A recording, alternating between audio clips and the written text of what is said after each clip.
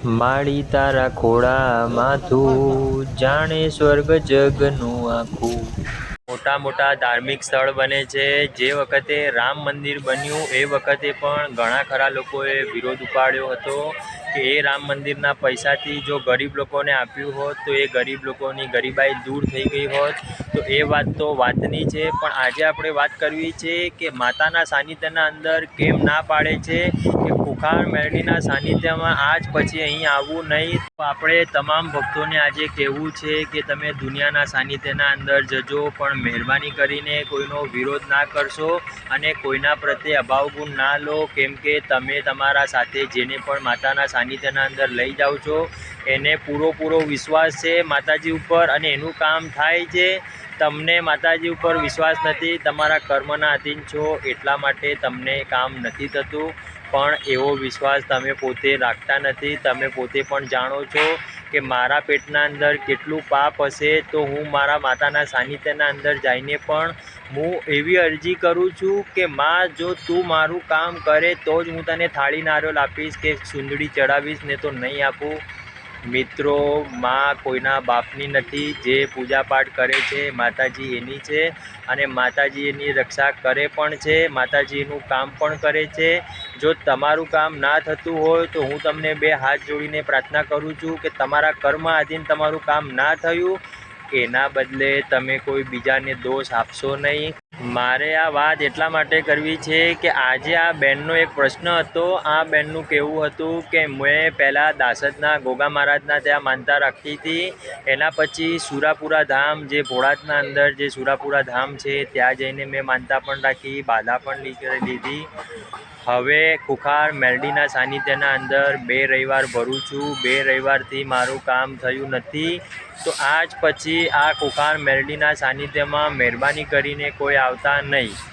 તો હું એ બેનને 2 હાથ જોડીને એટલી જ પ્રાર્થના કરું છું કે બેન, તમે દુનિયાના સાનિધ્યમાં જશો, તમારું કામ નહીં થાય।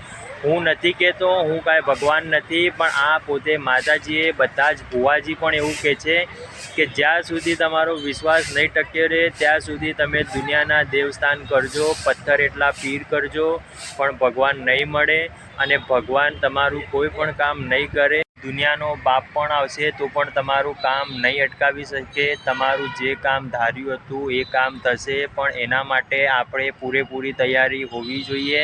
આપણે ભક્તિનું ભાતું ભરેલું જોઈએ, આપણે સત્સંગ સારા કર્મો જોઈએ અને આપણે એવા કર્મો કરવા છે જેથી કરીને આપણા જીવનના અંદર જે પણ નાની મોટી તકલીફો છે એ તકલીફો દૂર થાય।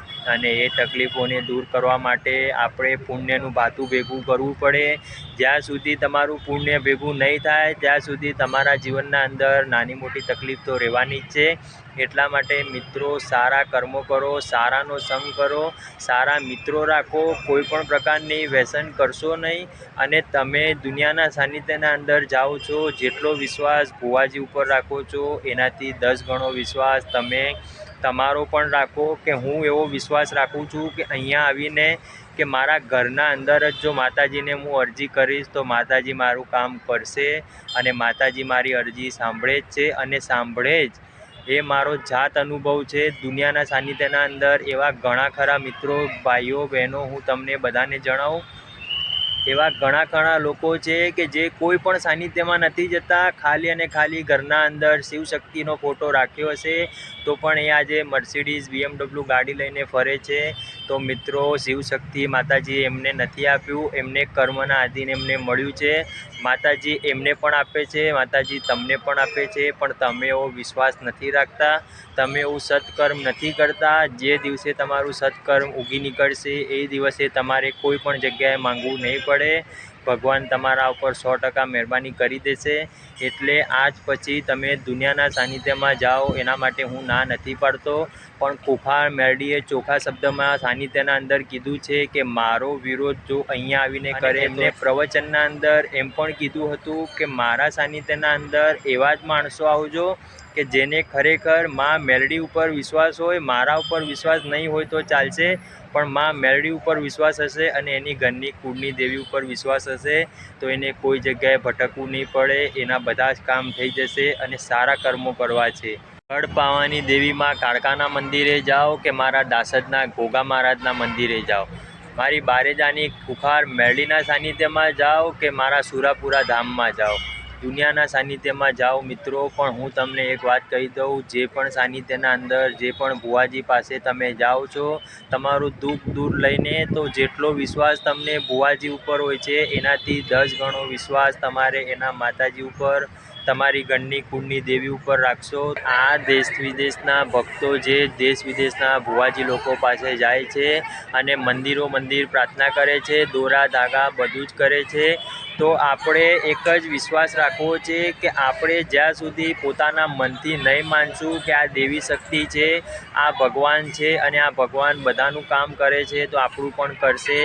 જ્યાં સુધી એવો વિશ્વાસ નહીં ઠરાવો ત્યાં સુધી મિત્રો દુનિયાના સાનિધ્યના અંદર જશો, વાધા વચકા તો તમે નીકાળવાના જ છો.